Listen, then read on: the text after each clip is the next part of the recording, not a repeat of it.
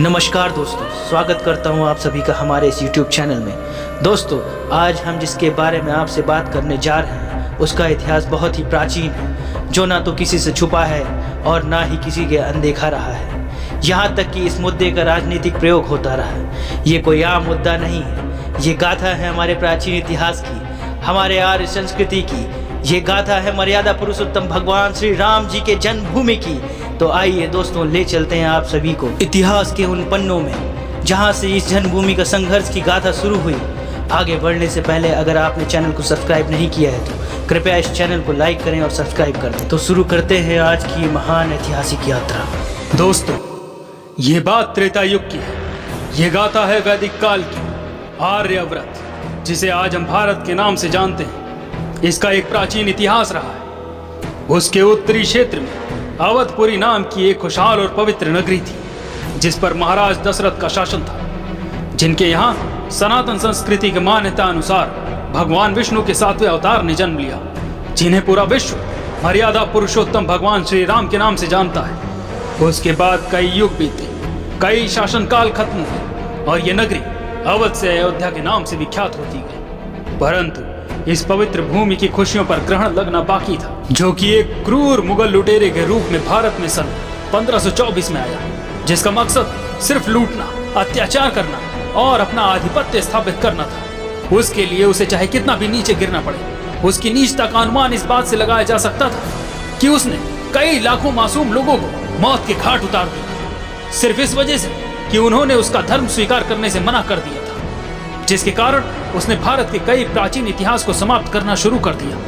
जिसमें उसका प्रमुख कार्य हिंदू मंदिरों को और स्मारकों को तोड़वाना था। उस क्रूर लुटेरे की दृष्टि बदकिस्मती से हमारे अयोध्या नगरी के श्री राम जन्मभूमि पर पड़ी और सन 1528 में उसने ये घिनौना कार्य किया। उसने हमारे श्री राम मंदिर को गिरवा के अपने नाम की मस्जिद का निर्माण करवाया और गुप्त रूप से सनातन इतिहास के और जन्मभूमि के सारे सबूतों को मिटवाता चला गया। उसके बाद कई सौ साल बीत, बाबर ने जो जहर का बीज बोया था, उसका फल पहली बार हिंदू मुस्लिम विवाद के रूप में सन 1853 में देश के सामने चुनौती बनकर आया। फिर 1859 में अंग्रेजों ने इस विवाद का समझौता करवाते हुए हिंदुओं और मुस्लिमों को कुछ कुछ जमीनी भाग बांट दिया, जिसमें हिंदुओं को बाहर का हिस्सा और मुस्लिमों को अंदर का हिस्सा अपने पूजा और आराधना के लिए दे दिया।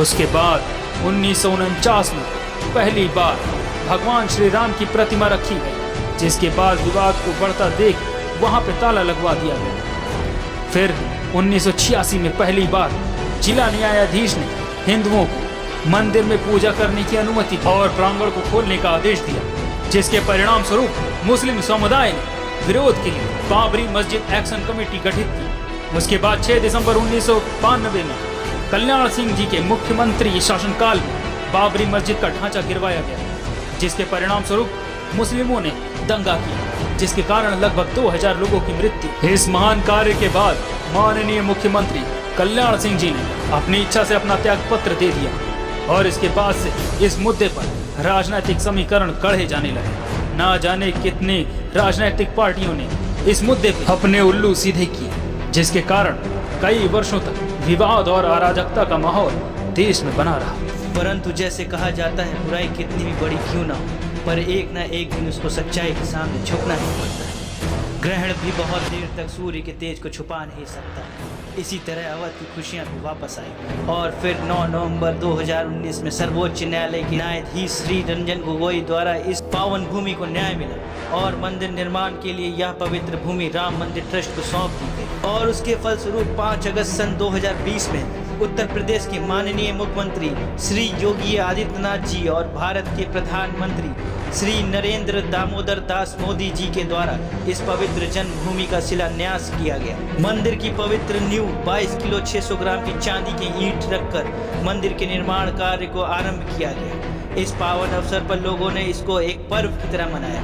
1,25,000 देसी घी से निर्मित लड्डुओं का वितरण राम मंदिर ट्रस्ट द्वारा करवाया गया। जिस समय पूरा भारतवर्ष एक भयंकर महामारी से लड़ रहा है, जिसके कारण चारों तरफ एक खौफ और मायूसी का माहौल है, जिसमें मंदिर निर्माण कार्य शुरू होने से लोगों में हर्ष और उल्लास की लहर फिर से दौड़ पड़ी। परंतु मित्रों, अभी भी ऐसी बहुत सी ऐतिहासिक मंदिर हैं जिनको अभी भी न्याय मिलना शेष है।